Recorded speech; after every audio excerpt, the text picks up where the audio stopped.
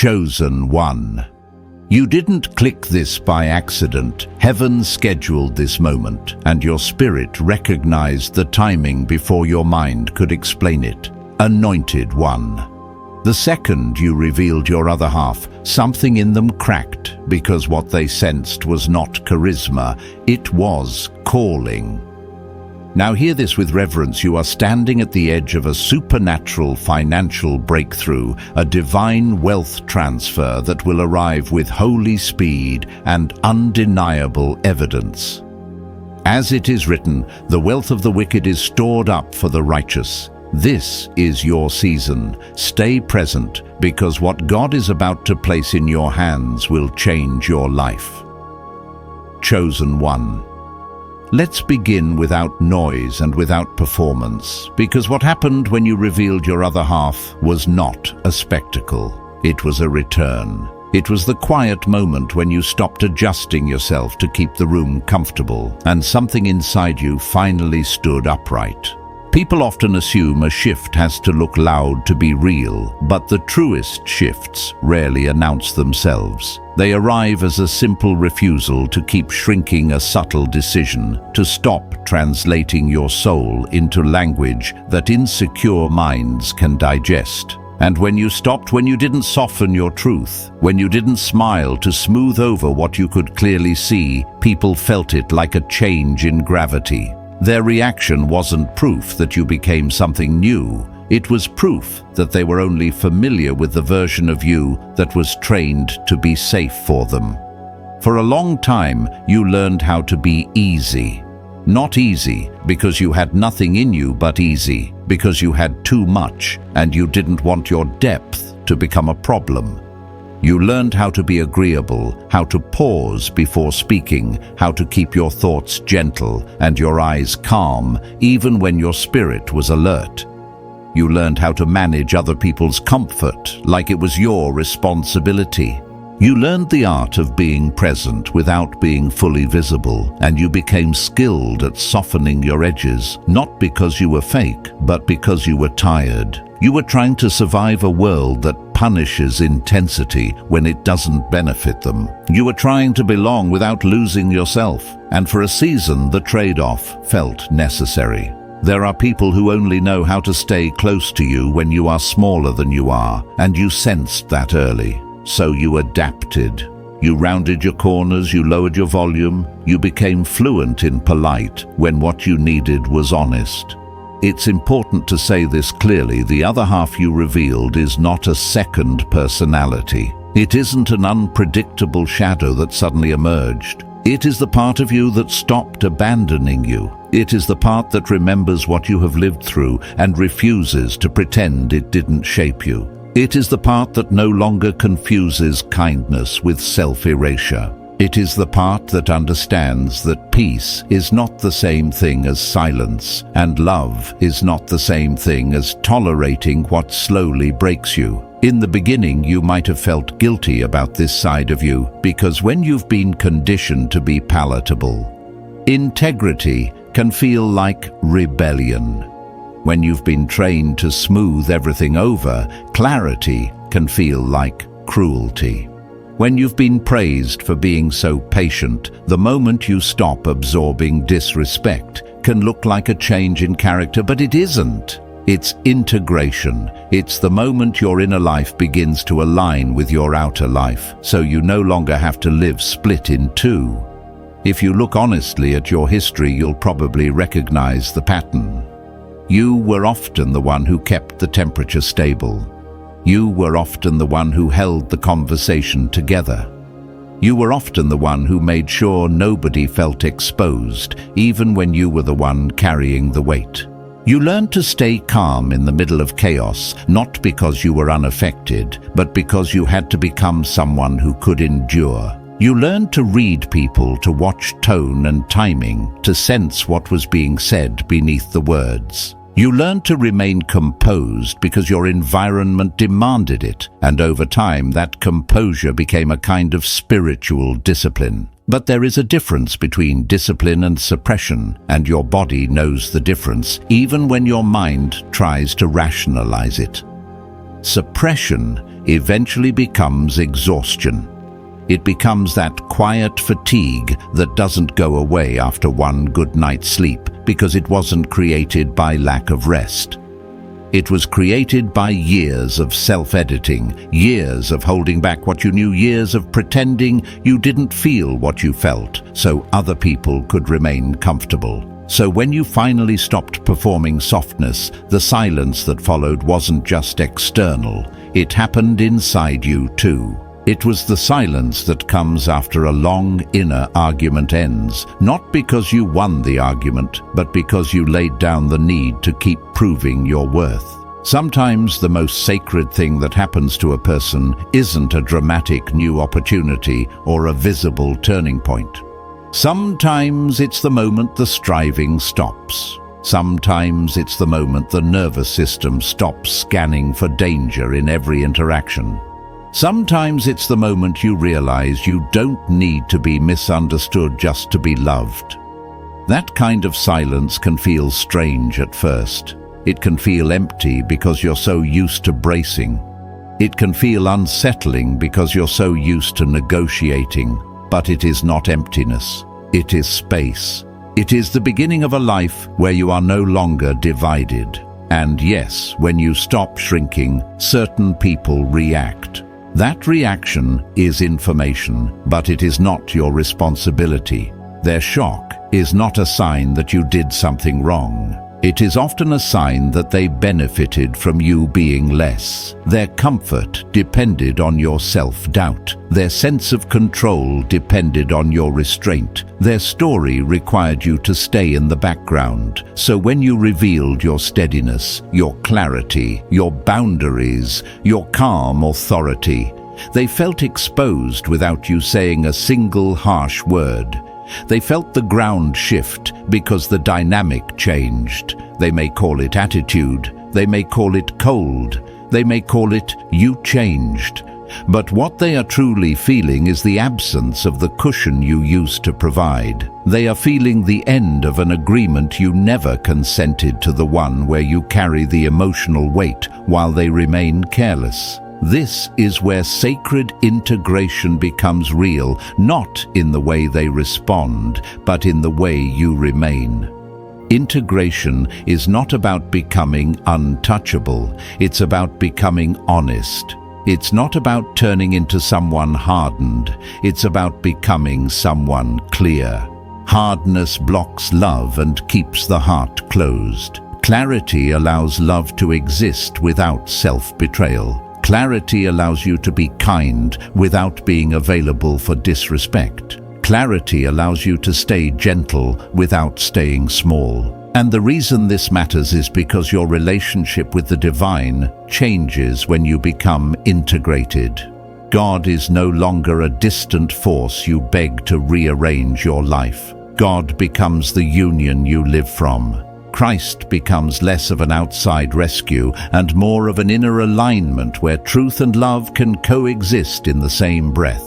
You are not trying to manufacture holiness by being endlessly accommodating. You are learning to embody holiness through integrity, through presence, through the quiet courage of not leaving yourself behind. There is a simple line of sacred wisdom that becomes more meaningful the longer you live. Be still and know. Not be loud and prove. Not perform and persuade. Be still and know. The stillness isn't weakness. It's communion. It's the place where you stop managing your image and start listening to what your soul has been saying all along. And if you've been in a season where you've doubted yourself, where you've wondered whether you're becoming too much, where you've felt the strain of outgrowing the version of you that kept everyone comfortable, let this be gentle confirmation. You are not becoming less loving. You are becoming whole. You are not losing your softness. You are placing it inside strength where it belongs. You are not being pulled away from faith. You are being drawn into union where your life doesn't have to split into spiritual and real. Your endurance has shaped you, your awareness has matured you, and your integration is simply you finally letting all of it be true at once. Chosen one. After the moment of revelation, something quieter begins, something that doesn't look impressive from the outside, but feels undeniable on the inside. This is the part people rarely talk about: the after, the stillness that follows the shift. Not the dramatic reaction in other people, not the sudden change in the room, but what happens in you when the adrenaline settles and you realize you can't go back to the old version of yourself without betraying something sacred. The world may keep moving as if nothing happened, but you don't. You feel the difference in your body first, in the way your chest holds less tension, in the way your jaw unclenches, without you noticing, in the way you stop rehearsing conversations before they happen. And for a while, that can feel unsettling because you've lived so long in bracing mode that calm feels unfamiliar, like silence in a house that used to be loud. There's a specific kind of fatigue that shows up after endurance, and it isn't just physical. It's the fatigue of realizing how much you carried while pretending it wasn't heavy. It's the fatigue of being the stable one, the reasonable one, the one who kept the peace, the one who translated your pain into politeness so nobody else had to feel uncomfortable. When you finally stop shrinking, you don't instantly feel triumphant. Often you feel quiet. Sometimes you feel numb. Sometimes you feel strangely sad. Not because you regret what you did, but because your system is coming down from years of inner negotiation. Your nervous system has been trained to anticipate conflict, to scan for danger, to read micro changes in tone and posture, to calculate whether it is safe to be real. That kind of vigilance becomes a lifestyle, and when you finally step out of it, the body doesn't immediately celebrate. The body exhales, and then it asks for rest. It asks for space. It asks for truth without theatrics. This is where many people misunderstand themselves. They think the quiet means they're losing their passion, losing their spark, losing their fire. But what if the quiet is not loss? What if it is integration maturing? What if the quiet is your spirit, no longer wasting energy on proving, defending, or performing? There is a calm that comes when you stop trying to be recognized by those who refuse to see you. There is a steadiness that rises when you stop begging for basic respect. And there is a sacred simplicity in realizing that you don't have to convince anyone of your depth. You only have to live from it. Your other half did not arrive to make you intimidating. It arrived to make you coherent, one person, one center, one truth. You may notice that your relationships feel different now, even before anything changes outwardly. Conversations that used to feel normal begin to feel shallow. Certain jokes start to feel like veiled disrespect. Certain compliments start to feel like control. You don't become paranoid, you become honest.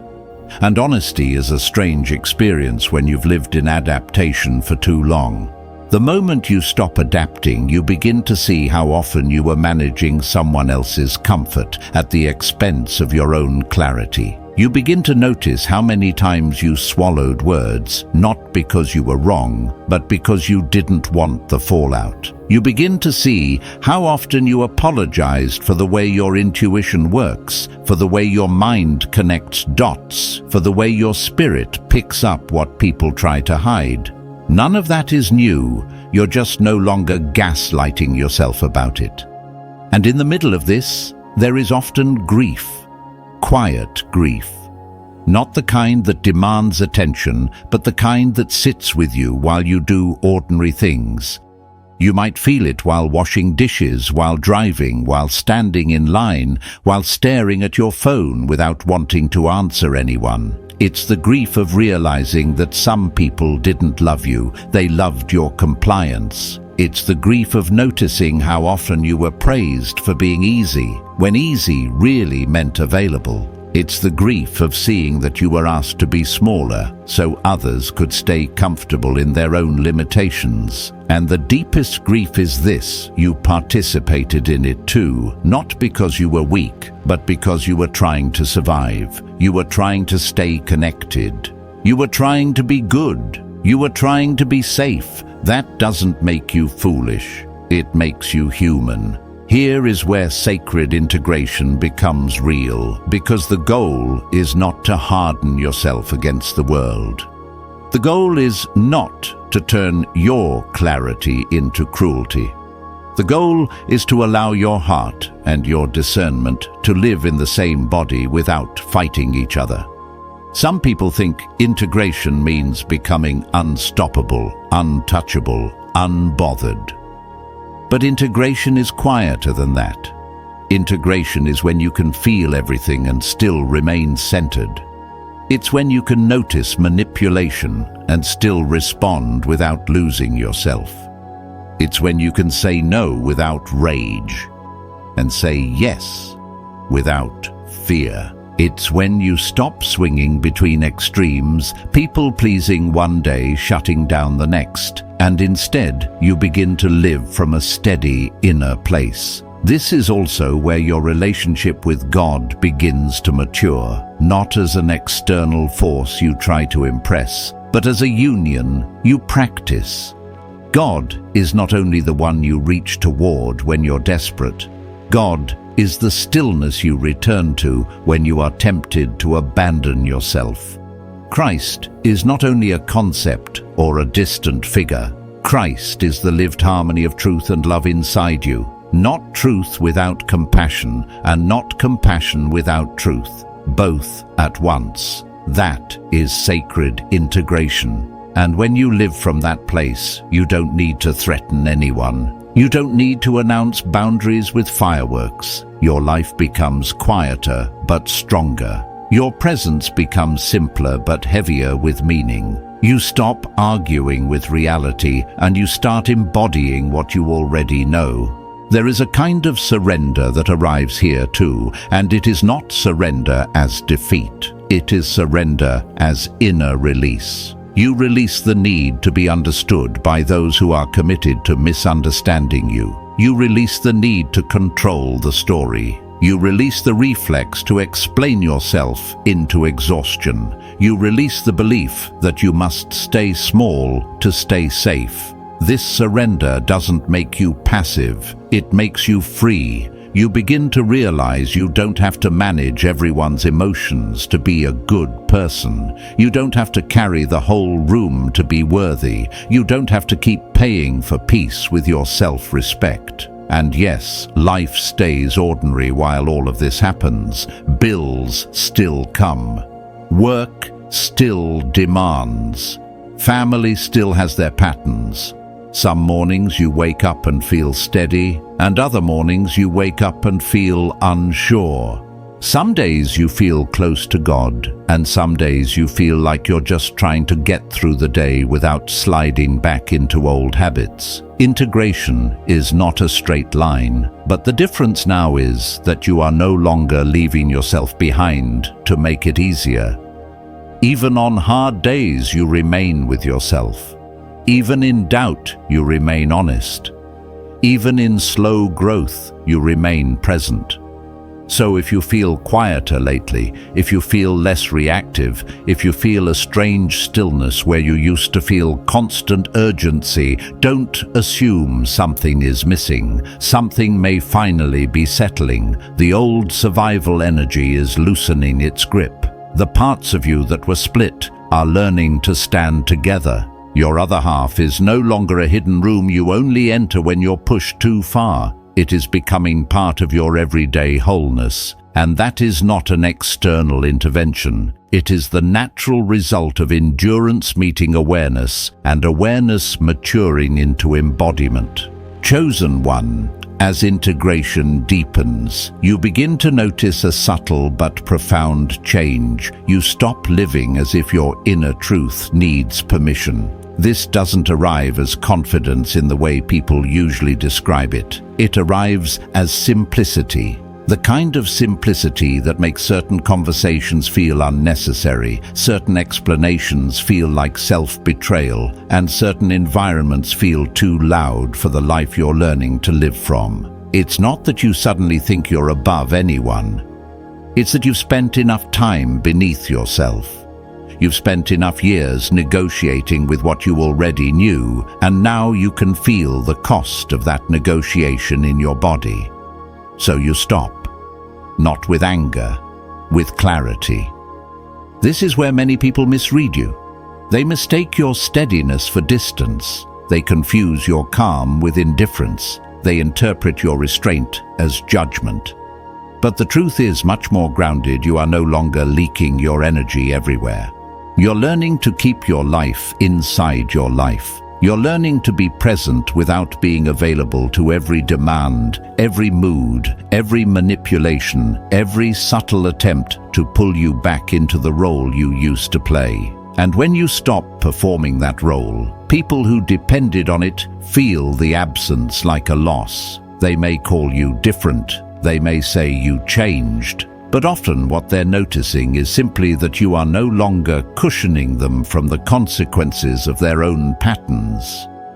There is a strange tenderness in this stage because you start to see how much you used to carry quietly. You remember the times you smiled while you were tired, the times you stayed polite while you were being misunderstood, the times you gave more than you had because you didn't want anyone to feel your limits. And you don't just feel anger about that. You feel compassion for the version of you who thought love meant endurance without boundaries. You see how sincere you were, how hopeful you were, how often you tried to keep the peace by becoming smaller. That version of you was not foolish. That version of you was trying to survive while keeping their heart open. And now, instead of shaming that version, you integrate them. You bring them with you, but you stop letting them steer. Because the other half you revealed is not a weapon. It is your inner protector, finally being allowed to belong. It's the part of you that says, we don't have to prove anything to be worthy. It's the part that understands that silence can be sacred, and distance can be holy, and no can be an act of love when it protects what God is forming in you. This is the quiet miracle of integration. The protective part stops feeling like an enemy of your softness. It becomes the structure that holds your softness safely. Your kindness no longer needs to be naive to be real. Your faith no longer needs to be passive to be pure. And as you begin to live from this steadiness, you also start to surrender in a deeper way. Not surrender as giving up, but surrender as releasing your attachment to how things should have been. There is a grief in realizing that some people didn't meet you where you were, even when you did your best to meet them. There is a grief in seeing that you were loyal to dynamics that were never loyal to you, but surrender is what loosens that grief from becoming bitterness. Surrender is what allows you to let people be who they are without letting them define who you are. It's the inner release that says, I don't need to punish you. I just need to return to myself. That is not weakness. That is spiritual maturity. This is also where union with the divine becomes more intimate and less performative. You stop treating God like a distant authority who watches you from afar grading your life. You begin to recognize God as presence within you, steadying you, drawing you into coherence.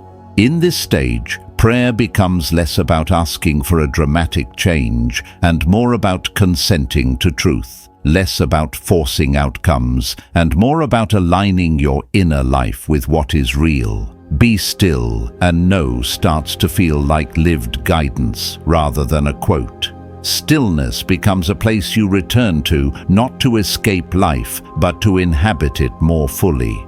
So if you feel quieter, if you find yourself speaking less but meaning more, if you find yourself no longer able to pretend your intuition is wrong just to keep people comfortable, don't be afraid of that. That isn't you becoming cold. That is you becoming whole. That is the human you, the faithful you, the discerning you, the loving you, finally standing in the same body without contradiction. Chosen one. There comes a point in this path where you realize the most difficult part wasn't other people. It was the split inside you that formed as a way to survive them. The part of you that wanted to stay kind, keep peace and remain open, and the part of you that learned to watch, protect and withdraw when things didn't feel safe. For a long time, those parts lived like opposites, pulling you in different directions. One side feared that boundaries would make you hard. The other side feared that softness would make you vulnerable again. And the tension between them created its own exhaustion because it kept you living in two worlds at once, the world you sensed and the world you pretended was true. Sacred integration is when you stop treating these parts as enemies. It's when you realize you don't need to choose between love and truth. You need both. You don't need to become sharp to be strong, and you don't need to become silent to be holy. You need to become coherent. That coherence is what people feel when they say your presence has changed. Not because you're performing power, but because you're no longer divided against yourself. The inner protector is no longer locked in the basement, only emerging when you're pushed too far. The inner believer is no longer forced to carry everything alone, smiling through discomfort as if it doesn't count. They begin to stand together side by side as one life. And when that happens, something strange but beautiful occurs. Your boundaries become less dramatic. They become natural. You don't have to announce them with intensity. You don't have to prove you've changed. You don't have to rehearse speeches. You simply live differently. You respond differently. You choose differently. You stop giving access where access has not been earned. You stop rewarding inconsistency with your attention. You stop offering your energy as a bridge for people who keep burning it down. This is not revenge. This is stewardship. It is you finally treating your inner life as sacred, not as something endlessly available for other people to handle carelessly. At this stage, you may notice that your other half expresses itself in quieter ways than you expected. It's not always a firm voice or a strong stare. Sometimes it's the simple act of not replying right away. Sometimes it's the choice to go to bed instead of spiraling into overthinking. Sometimes it's leaving a room earlier than you used to without apologizing.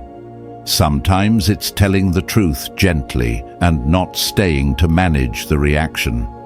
Sometimes it's allowing someone to misunderstand you and not chasing them down to correct the story. That might be one of the hardest shifts of all, because the old you believed safety came from being understood. But the integrated you knows safety comes from being anchored. There is also a form of surrender here that feels like a deep unclenching. You begin to release the idea that you must keep everyone comfortable to be good.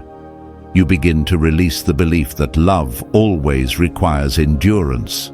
You begin to release the pressure to stay nice, even when nice is just a mask for fear. This surrender doesn't turn you into someone careless. It turns you into someone honest. You stop striving to control outcomes through overgiving. You stop thinking that if you do everything right, nobody will hurt you. You begin to accept that your calling is not to prevent pain at all costs, but to remain whole when pain appears.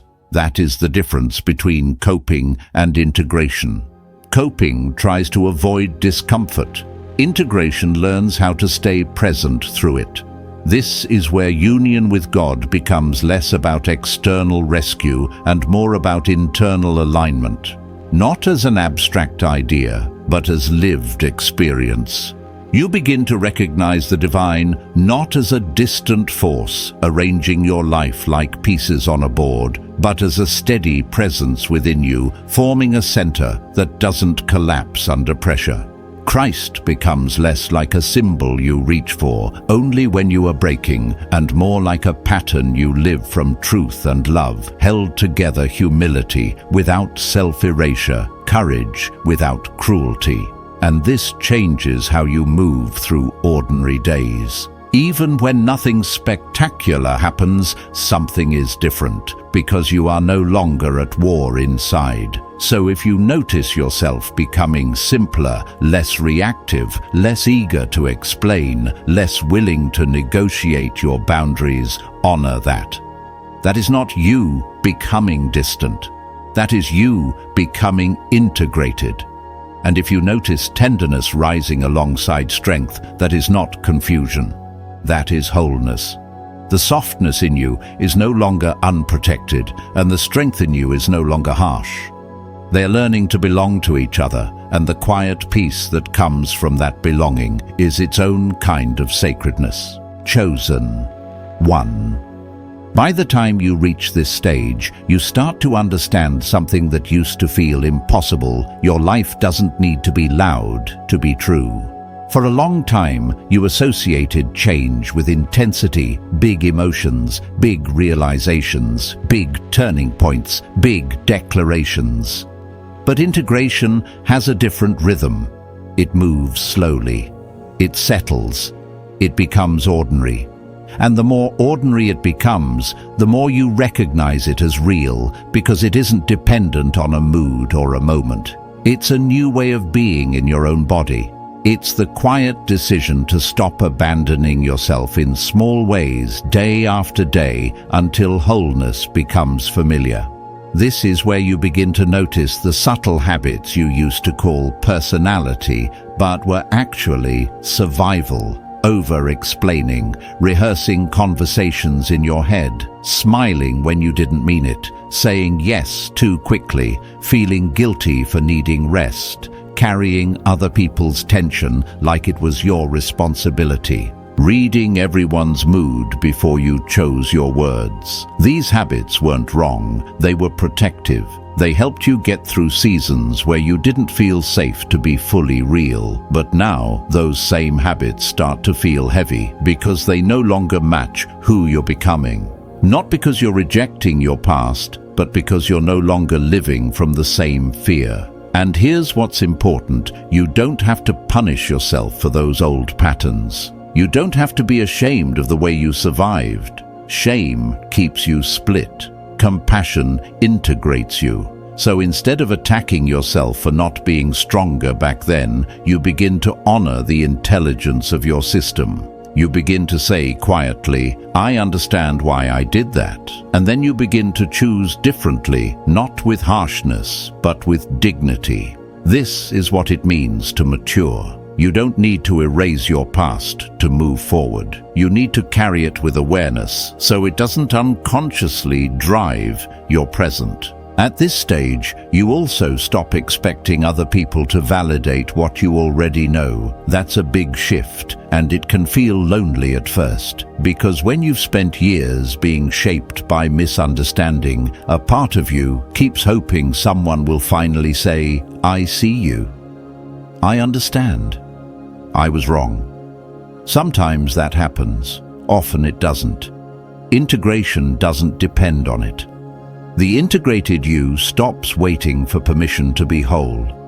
You don't need the apology to stop respecting yourself. You don't need the recognition to stop shrinking. You don't need the closure to stop going back. You begin to realize that closure is often something you live, not something you receive. This doesn't make you cold. It makes you free. You still love. You still care. You still have tenderness.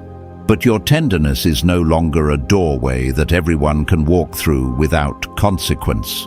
It becomes something protected, not hidden. And your strength is no longer a weapon you use to scare people into behaving. It becomes something quiet and stable, like a foundation. This is what calm authority actually is: the ability to remain present without being pulled out of yourself, the ability to hold your ground without performing dominance, the ability to say less but mean more. There is also a deeper surrender that arrives here, and it shows up as release from striving. You stop striving to fix the past. You stop striving to make everyone understand. You stop striving to keep everything from falling apart. You begin to accept that some things were never yours to carry. This is not resignation. It's discernment. It's the inner knowing that says, I can be faithful without forcing. It's the quiet faith that doesn't have to prove itself through anxiety. It's the surrender that allows you to show up for your life as it is not as you wish it had been. And in this surrender, your relationship with God becomes more intimate and less transactional. You stop relating to the divine like a distant judge who rewards performance. You begin to relate to God as union presence within, guiding you back to coherence when you drift. When you're tempted to overthink, union calls you back to stillness. When you're tempted to people please, union calls you back to honesty. When you're tempted to abandon yourself to keep peace, union calls you back to integrity. This is not dramatic spirituality, it is lived spirituality. It is the sacred in everyday decisions, the holy in the ordinary. So if you find yourself becoming quieter, simpler, more selective, more grounded, let that be a sign of maturity rather than isolation. You are not losing your heart. You are learning how to keep it. You are not becoming less loving. You are becoming more truthful. And that truth, lived gently and steadily, is the kind of power that doesn't need to announce itself, because it's no longer trying to be believed. It is simply being embodied. Chosen one. At this point, the work becomes less about moments and more about maintenance. Not maintenance in a dull way, but in a sacred way, the kind that teaches you wholeness is not a single decision, it's a daily agreement with your own center. Because when you've lived through long seasons of pressure, your system doesn't immediately trust stability. Even when your life gets quieter, a part of you might still brace for the next hit. Even when you feel calmer, you may still wake up some mornings with that old tightness in your chest, as if your body is checking whether peace is real or temporary. This doesn't mean you're failing. It means your body remembers. And integration is the slow process of teaching your body that the present is not the past. This is where you begin to practice a different kind of strength, the strength of staying with yourself when nothing dramatic is happening, the strength of not searching for problems to solve just because your nervous system is used to intensity, the strength of allowing good days to be good without interrogating them, the strength of letting your mind be quiet without forcing it to produce answers. Many people can endure chaos. Fewer people can endure calm. Calm can feel exposed when you're used to battle. Calm can feel like you're forgetting something. But calm is often where God meets you most clearly, not as an outside force doing something spectacular, but as a presence within you that becomes noticeable when the noise is no longer running the show. You may also notice that your discernment sharpens in quieter ways. It's not that you become suspicious of everyone, it's that you stop overriding your own perception. You feel when something is off without needing a reason.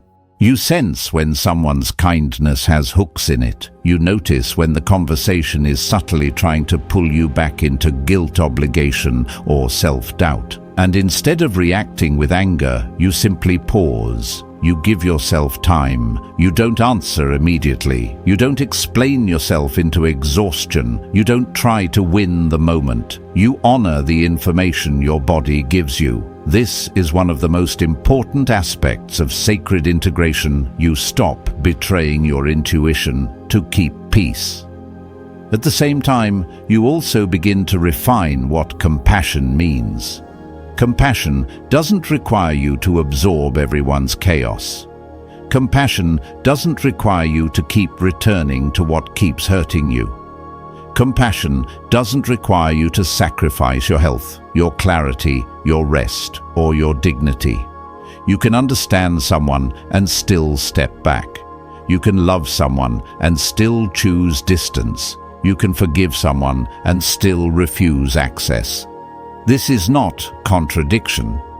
This is maturity.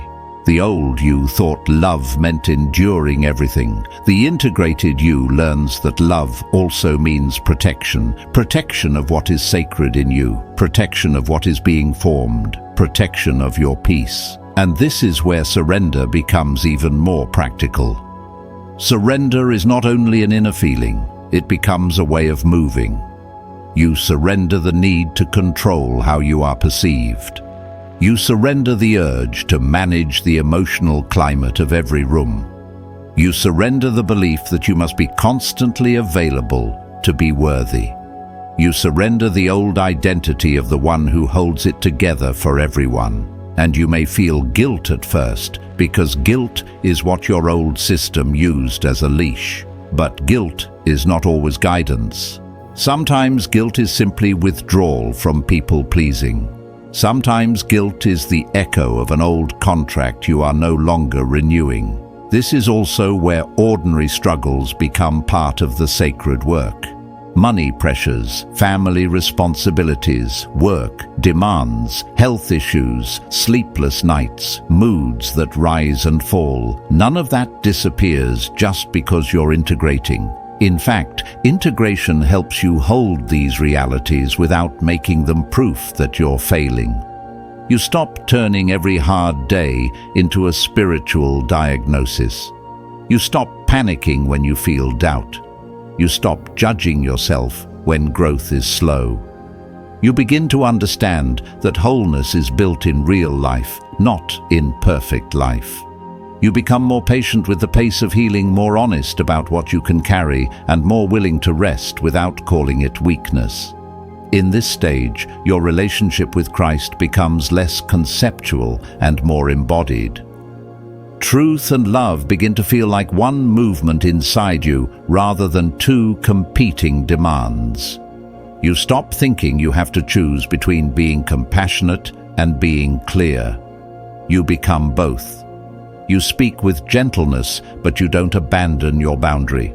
You listen with empathy, but you don't surrender your discernment. You offer grace, but you stop offering yourself as the price. This is the lived shape of union. It is not mystical in a performative way. It is mystical in the sense that it changes your inner world, and that change becomes visible through how you carry yourself. So if you're in a season where the work feels quiet, repetitive, and ordinary, don't mistake that for stagnation. The quiet is where integration stabilizes. The repetition is where new identity becomes natural. The ordinary is where sacred union becomes real. And slowly, without forcing it, you begin to live as someone who no longer needs to hide half of themselves to be safe.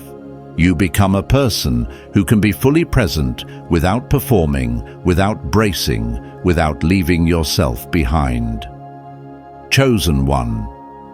Somewhere along this road, you begin to recognize a deeper truth. The most powerful boundaries are not the ones you announce, but the ones you quietly keep. There was a time when you might have felt that if you didn't explain yourself, you would be misunderstood, and if you were misunderstood, you would be unsafe. So you learned to talk your way into acceptance, to clarify your intentions, to soften your tone, to prove you weren't trying to cause harm. You learned to be careful with your honesty, as if truth needed permission to exist. But as integration matures, you start to realize that explanation is not always clarity. Sometimes explanation is a form of bargaining. Sometimes it's an attempt to purchase peace from people who don't actually want peace, only control. Now you begin to do something different. You let your no be simple. You let your distance be quiet.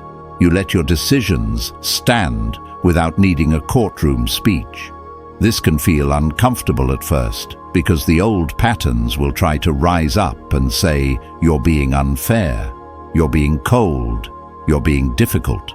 But the integrated you notices that voice and responds gently, "No, I'm being honest. I'm being faithful to what I know." That is not harshness, that is alignment. And alignment is what people feel when they say you've changed. You didn't become mean, you became anchored. In this stage, you also begin to see how much energy you used to spend managing other people's emotions.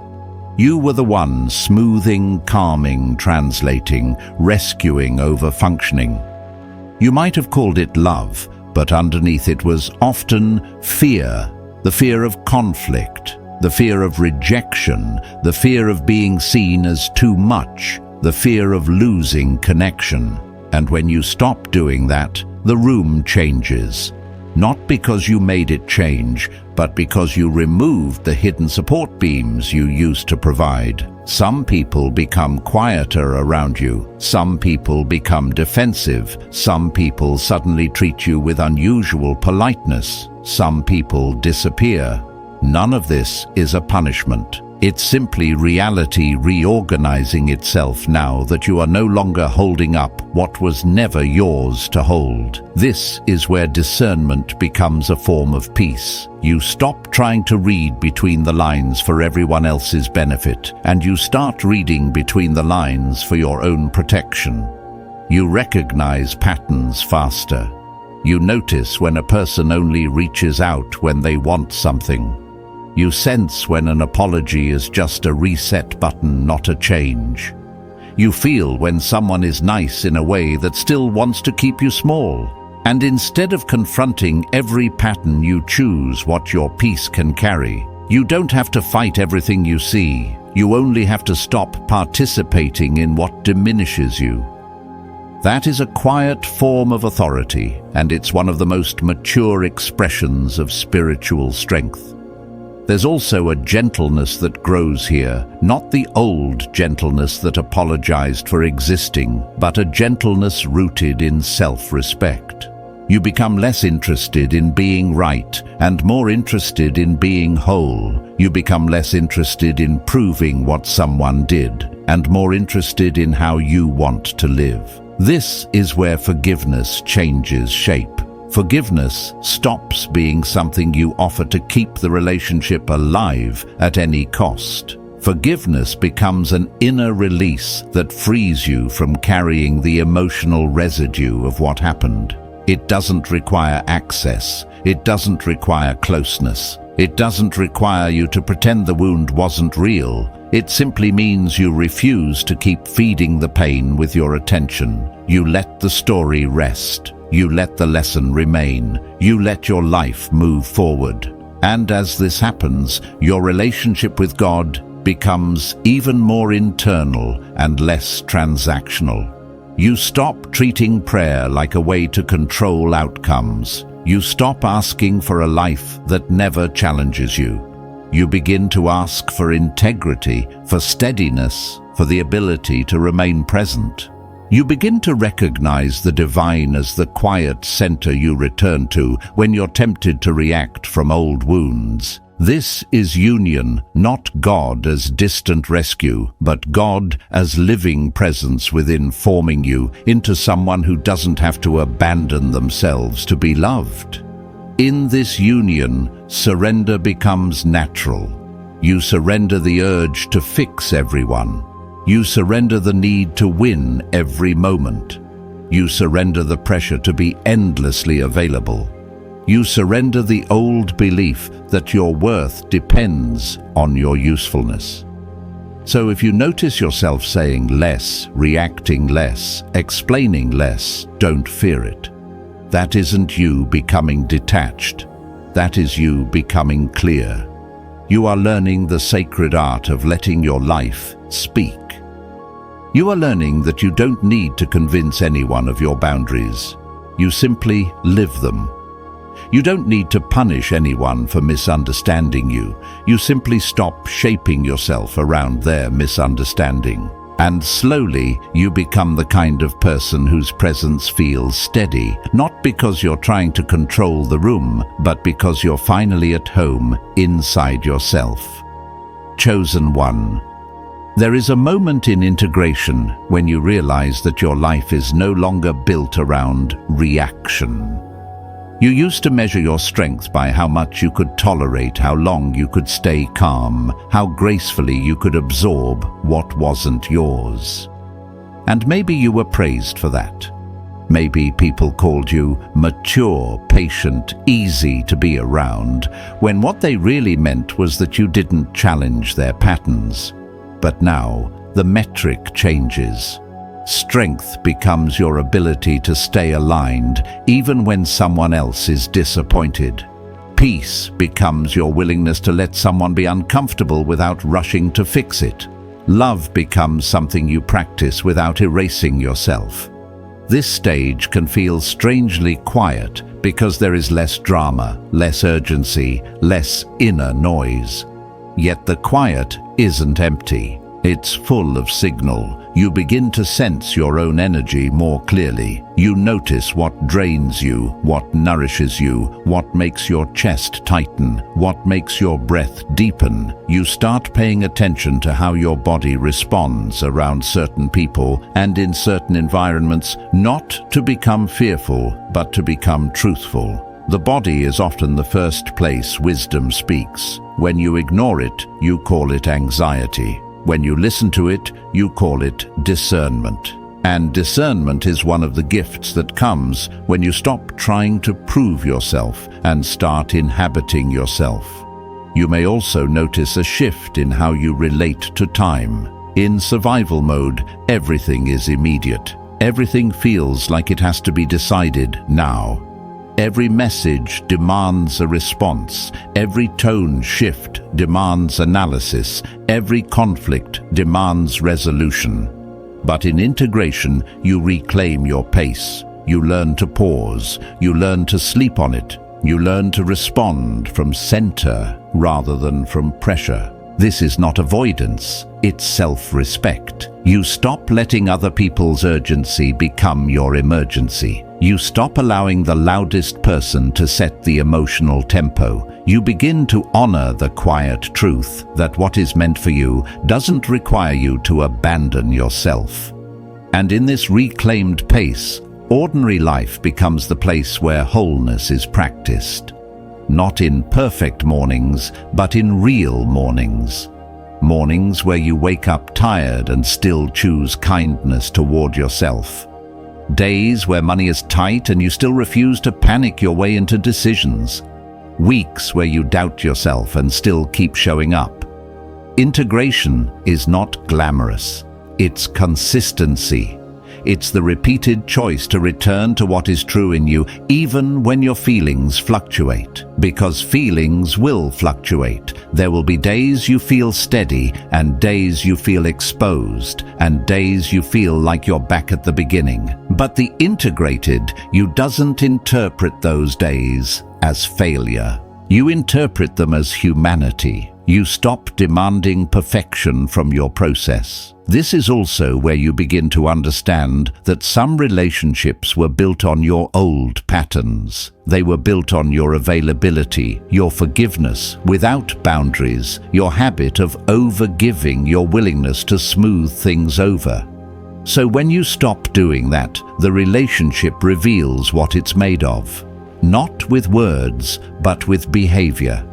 Some people adjust and meet you more honestly. Some people resist and try to pull you back. Some people fade because they were never in relationship with you, only with what you provided. And as painful as that can be, it's also clarifying. It makes space. It simplifies your world. It helps you see who can stand in the presence of your wholeness without needing you to shrink. In this stage, surrender becomes something you live, not something you say. You surrender the urge to keep teaching people how to treat you. You surrender the need to be chosen by everyone. You surrender the pressure to be the one who holds the whole dynamic together. You let life show you who is aligned and who is not. You let truth do what it does without you forcing the outcome.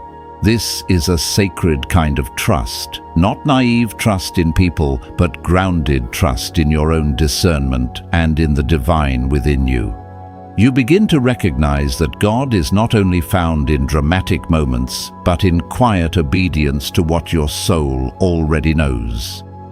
God is the stillness you return to when you feel pulled into old cycles. God is the inner union that makes you less controllable, not because you're hardened, but because you're whole. A subtle piece of sacred wisdom becomes more real here. Let your yes be yes, and your no be no.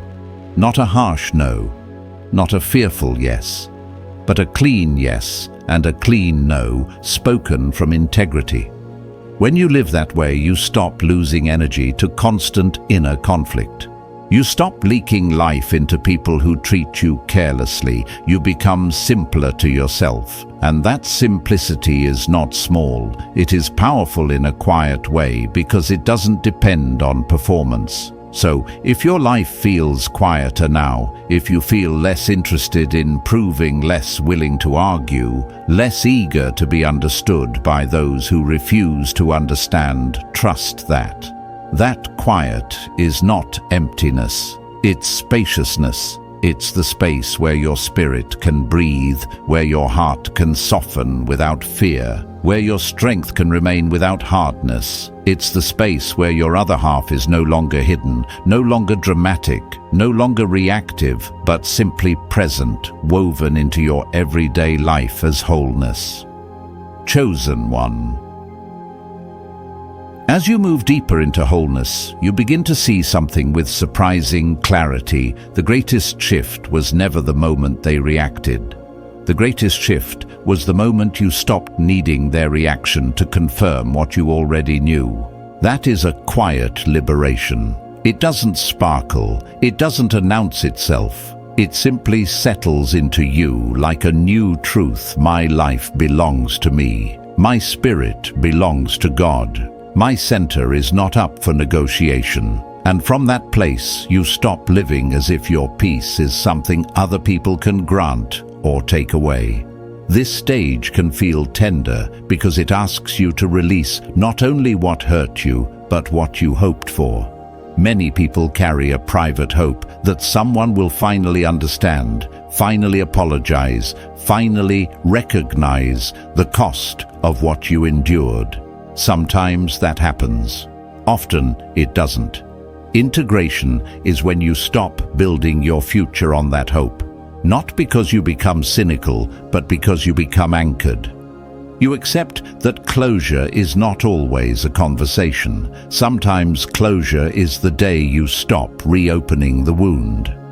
Closure is when you stop returning to the same dynamic to see if it will finally become what it never was. Closure is when you choose to live forward, not because you're denying the past, but because you refuse to keep paying for it with your present. In this stage, forgiveness becomes more honest. Forgiveness is no longer a shortcut to reconciliation. It's not a tool for pretending it didn't matter. Forgiveness becomes an inner release, a decision to stop feeding the story with your nervous system. You keep the lesson, but you loosen the grip. You don't need to carry the emotional weight of someone else's immaturity. You don't need to keep rehearsing what you should have said. You don't need to stay mentally entangled with people who can't meet you in truth. Forgiveness here is the quiet act of returning your attention to your own life. You may also notice that your discernment becomes less reactive and more peaceful. You don't hunt for red flags, but you see them quickly when they appear. You don't become suspicious, but you become honest. You notice the difference between words and patterns. You feel when a connection is clean and when it's coated in hidden expectation. You recognize when someone is trying to access the old you, the over-explaining you, the self-doubting you, the endlessly accommodating you, and you don't blame them, but you don't comply either. You simply remain. That remaining is your strength now. This is where union with the divine feels less like a concept and more like a steady atmosphere in your inner world. You stop relating to God as a distant force who only shows up in emergencies. You begin to recognize God as presence within you, the place you return to when you're tempted to lose yourself. Christ becomes less about performing virtue and more about embodying truth with love. Not truth used as a weapon, and not love used as self-erasure, but both held together as one way of being. In that union, surrender becomes natural. You surrender the need to control the story. You surrender the urge to correct everyone's perception. You surrender the pressure to be understood by those who are committed to misunderstanding you. So, if you're feeling a quiet detachment from old dynamics, don't panic. Detachment is not numbness, it's clarity without craving. It's the moment you stop reaching for what never held you. It's the moment your heart becomes free enough to love without losing itself. And in that freedom, you begin to live as a whole person, steady, honest, and quietly aligned. Chosen one. By the time you arrive here, you can feel that something has settled into place, not as a dramatic ending, but as a new foundation. The reveal that once felt like a single moment becomes a way of living. Your other half is no longer a hidden room you only enter when you're pushed too far. It becomes part of your everyday wholeness, woven into how you speak, how you rest, how you choose, how you listen, how you leave, how you stay. And the most honest sign that you've integrated is this: you don't feel the need to prove it. You don't need to announce who you are. You simply live from the center you've found. You may still have days where old instincts rise up. The urge to over-explain, the reflex to smooth tension, the temptation to shrink when someone seems disappointed, the habit of measuring your worth by your usefulness. These patterns don't disappear overnight because they were once your protection, but now you meet them differently. You don't shame them. You don't obey them. You notice them and you return to yourself with gentleness. Integration is not the absence of old habits. It's the presence of awareness that keeps them from running your life. It's the quiet discipline of coming back again and again until coming back becomes natural. And in this new foundation, your relationships begin to reorganize around your truth. Not because you force it, but because your life now has a different gravity. Some connections soften into something cleaner. Some connections fade without drama. Some people adjust, and some don't. You stop chasing the ones who don't. You stop over-functioning to hold a dynamic together. You stop confusing loyalty with self-sacrifice. You learn that love without truth becomes enabling, and truth without love becomes harsh. So you hold both. You become the kind of person who can be kind without being controllable, compassionate without being available for disrespect, open-hearted without being unprotected. That balance is not a personality trait. It is earned. It is forged through endurance awareness and the slow courage of staying present with what you've survived. This is also where surrender becomes a lived posture rather than an idea. You surrender the pressure to control outcomes through anxiety. You surrender the habit of trying to predict everything so you won't be hurt again. You surrender the urge to carry everyone's emotional weight. You surrender the need to be the safe one for people who never learned how to be safe for you. And the more you surrender these old burdens, the more you experience a deeper kind of peace that doesn't depend on people behaving perfectly, but on you remaining aligned. Peace that isn't fragile because it isn't built on external approval. Peace that grows from union within. There's a quiet, sacred wisdom that fits here. Come to me, all who are weary, and I will give you rest. Not as a distant promise, but as an inner reality. Rest is not only sleep. Rest is the moment you stop striving to earn your own belonging. Rest is the moment you stop fighting yourself. Rest is when your inner life becomes a home you can live inside without fear. In that sense, Christ is not only comfort when you are broken. Christ is union when you are becoming whole. A steady presence within you that holds truth and love together, so you don't have to split yourself in two anymore. So if you look back and realize you're calmer, clearer, less reactive, less eager to prove, more willing to pause, more able to say no without guilt, more able to say yes without fear, honor that. That is not you becoming distant. That is you becoming integrated. And if people still don't understand you, let that be okay. You are not here to be universally digestible. You are here to be real, to be whole, to be faithful to the life God is forming within you. You revealed your other half, yes, but what you truly revealed was your return. Not to a louder self, but to a truer one. And from here, the path is simple. Keep living from what you already know. Keep choosing what keeps you whole, and keep letting your life speak with quiet authority. Chosen. One, by now, you can feel that the story has changed shape.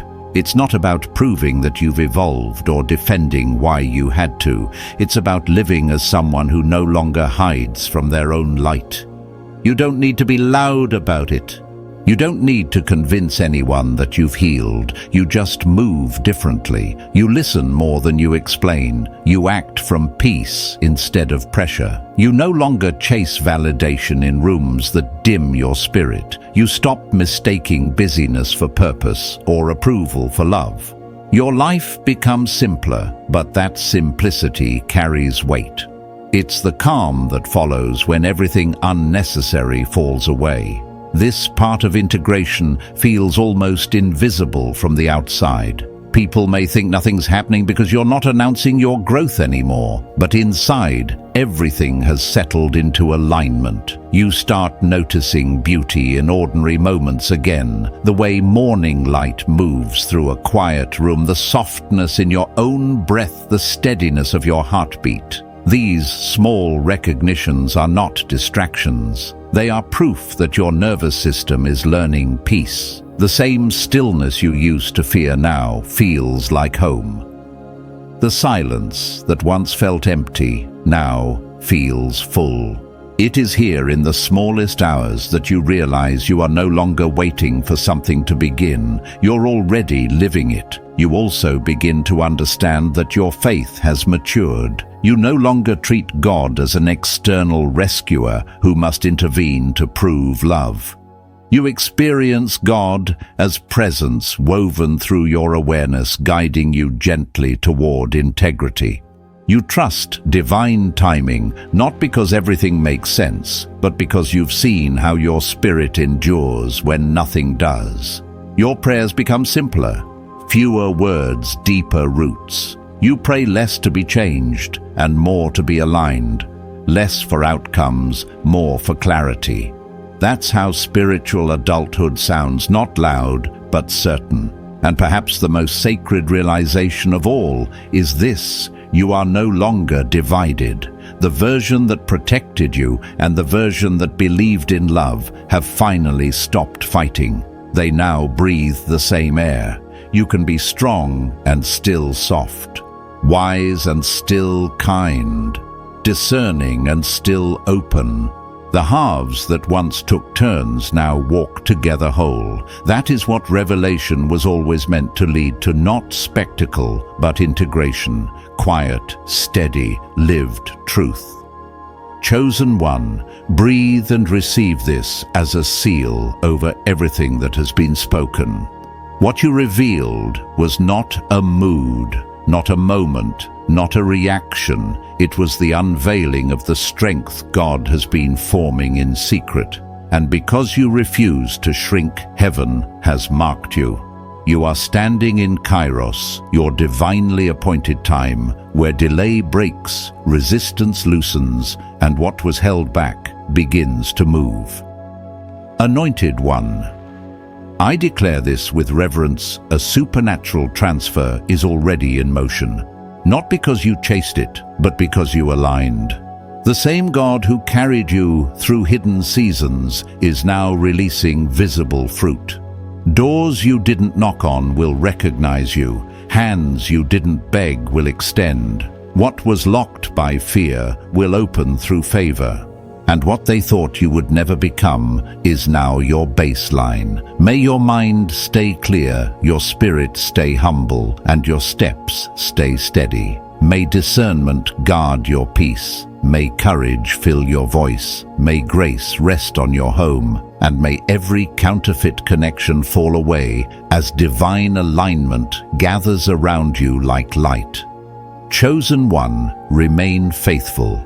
Stay aligned with the flow of the anointing. Look ahead with gratitude, because what is about to manifest will confirm what you already sensed in your spirit. And if this word found you at the right time, leave 77 in the comments as your witness and share it with someone who needs strength to stop shrinking. Until the next message, walk in peace and walk in power.